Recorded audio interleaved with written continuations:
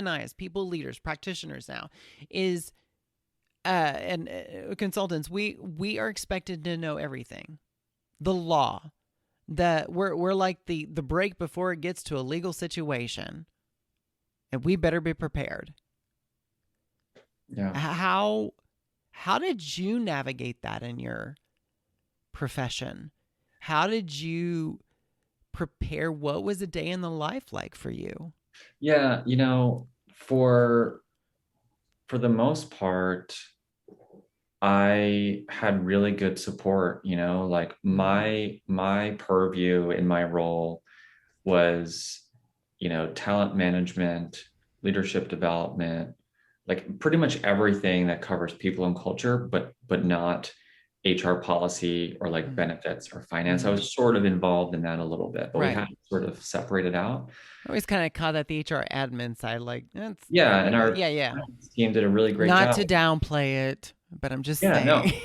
Yeah, and like, that was not my area of expertise at Yeah. all. And I Mm-hmm. like my CEO knew that when he brought me on to lead the team. Like that Mm-hmm. clearly wasn't as important to him.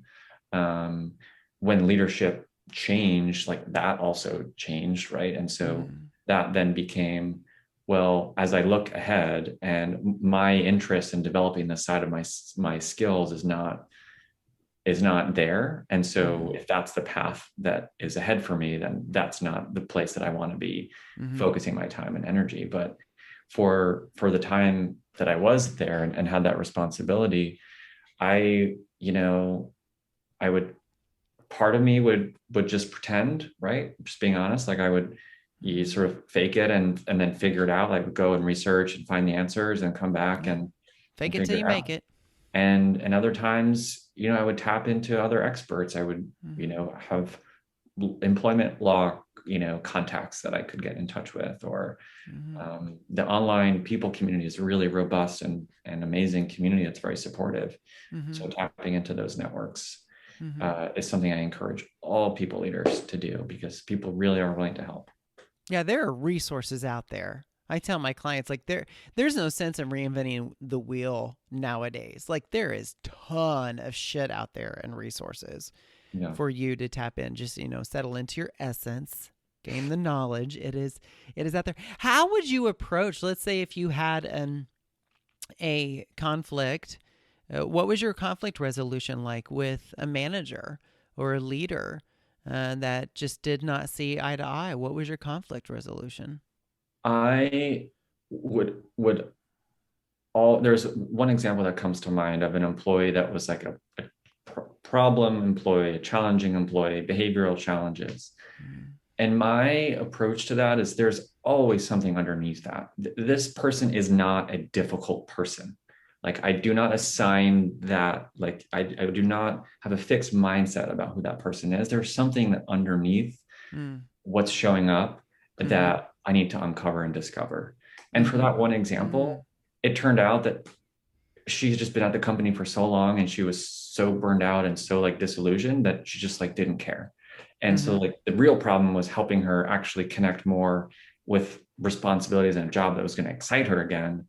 And that was mm-hmm, the thing that was getting in the way of her being the kind of colleague that people would expect from her, right? mm-hmm. So I could have not spent the time, the several meetings to like get to the root of that and just forced slapped punishments and pip Right.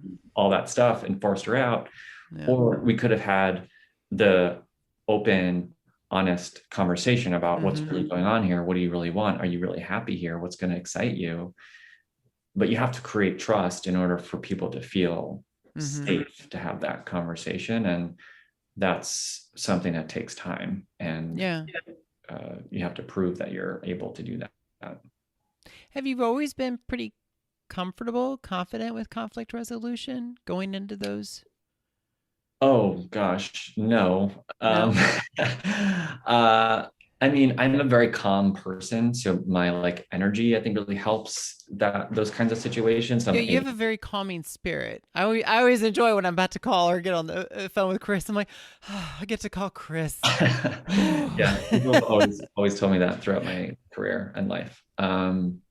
So yeah, there's just a calmness that I think I bring to those conversations that makes it a little bit more easy, but I actually hate conflict. It's like I'm a pleaser. I like to please people. So that's sort of my saboteur that gets in the Mm-hmm. way for me sometimes. Um, but yeah, I guess it's different navigating conflict for someone else versus the conflict that you're in for yourself, Mm, right? that's for Um, sure. there's a lot more like heaviness and emotional attachment to Yeah. something that you're directly involved with versus seeing something from the outside perspective, trying to get to what's like underneath all of that Mm-hmm. and creating a space to have a breakthrough moment. Um, yeah, but a lot of it's emotional, right? That's why we have to talk about this stuff because Well, there's emotions. and there's a lot of work that you have to do on yourself.